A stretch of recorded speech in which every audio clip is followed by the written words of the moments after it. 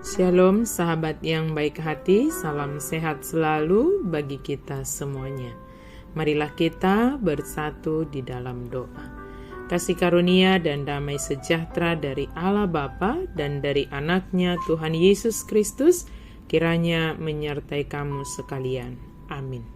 Firman Tuhan bagi kita pada hari ini tertulis dalam Mazmur 51 ayat 13. Janganlah membuang aku dari hadapanmu, dan janganlah mengambil rohmu yang kudus daripadaku. Saya unang pabali aus ya jolom, jala unang usati to dimna badiai sian au. Janganlah membuang aku dari hadapanmu, Tuhan. Karena kita dilahirkan sebagai pendosa, kita baca ayat 7 dalam pasal 51 ini, kecenderungan alami kita adalah menyenangkan diri sendiri dan bukan menyenangkan Allah. Daud mengikuti kecenderungan tersebut saat ia mengambil istri orang lain. Seperti Daud, kita harus meminta Allah untuk membersihkan kita dari dalam dan mengisi hati dan roh kita dengan pikiran dan keinginan yang baru. Perbuatan yang benar hanya bisa datang dari hati dan roh yang bersih. Mintalah Allah untuk menciptakan hati dan roh yang suci dalam diri kita.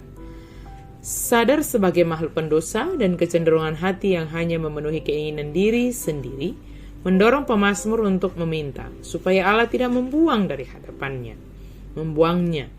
Pemazmur meminta agar Allah tetap memandang dan memperhatikan pemazmur dengan harapan Allah tetap menegur dia sebagai pendosa. Sebab teguran adalah sebagai bentuk perhatian, kepedulian, dan kasih Allah agar manusia tidak senantiasa tinggal di dalam keberdosaannya.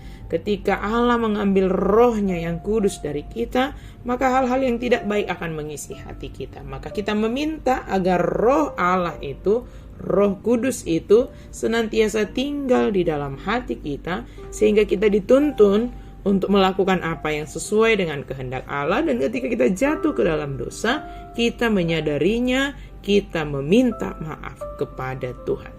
Sebagaimana seorang anak yang melakukan kesalahan, dia segera datang kepada orang tuanya, mengakui kesalahannya, dan meminta maaf atas kesalahan itu. Tentu akan menerima pengampunan dari orang tuanya, karena orang tua tersebut mengasihi anaknya. Pengampunan yang diberikan oleh orang tua tersebut bukan serta-merta membiarkan kesalahan itu terus berulang-ulang. Tetapi dengan kedatangan anak tersebut kepada orang tuanya, artinya dia mengerti, menyadari kesalahan yang telah dia lakukan. Dan kesadaran diri bahwa tidak ada yang dapat dilakukan untuk membenarkan kesalahannya selain hanya mengaku kesalahan kepada orang tuanya dan meminta maaf. Keyakinan atas pengampunan yang akan diberikan oleh orang tuanya juga menjadi pendorong yang utama bagi anak tersebut, sehingga dia segera datang, jujur mengakui kesalahan dan meminta maaf kepada orang tuanya. Demikianlah kita terhadap Tuhan kita yang Maha Kasih itu. Kita tidak dapat melakukan apapun untuk membenarkan atau menyelesaikan kesalahan yang kita lakukan. Semakin kita berusaha, bisa saja kita semakin jatuh ke dalam dosa.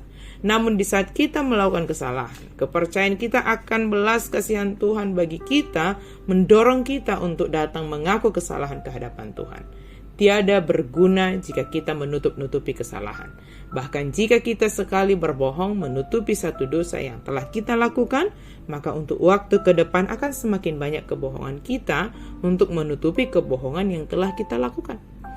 Allah kita sungguh sangat baik. Dia senantiasa menyediakan anugerah pengampunan dosa bagi setiap orang yang mau datang kepadanya, mengaku dosa, menyesalinya, dan berjanji untuk bertobat. Anugerah pengampunan senantiasa tersedia bagi orang yang mau datang kepada Yesus selagi masih ada kesempatan. Maka datanglah kepada Yesus dan mohonkanlah supaya Dia menegur kita dan senantiasa tinggal di dalam kita. Rohnya tinggal di dalam kita yang menolong kita dalam melakukan setiap aktivitas kehidupan kita. Kiranya Allah senantiasa bersama dengan kita, mengasihi kita, peduli terhadap kita, menolong dan menuntun kita, dan berkuasa mengendalikan kehidupan kita dengan Roh Kudus-Nya yang memenuhi hati dan pikiran kita. Amin. Mari kita berdoa. Terima kasih Tuhan untuk firman-Mu. Kami percaya ketika kami jatuh ke dalam dosa sekalipun, Engkau senantiasa terbuka untuk menanti kedatangan kami untuk datang kepadamu ya Tuhan. Maka ketika kami jatuh ke dalam dosa, tegur kami ya Tuhan, ingatkan kami ya Allah, sadarkan kami ya Tuhan, dan jangan membuang kami dari hadapan-Mu. Tetaplah Engkau menganugerahkan roh-Mu kepada kami, sehingga dengan Roh Kudus kami dimampukan untuk membedakan mana yang baik, mana yang tidak baik. Kami dipimpin untuk melakukan kebaikan. Dalam nama Yesus kami berdoa dan bersyukur. Amin.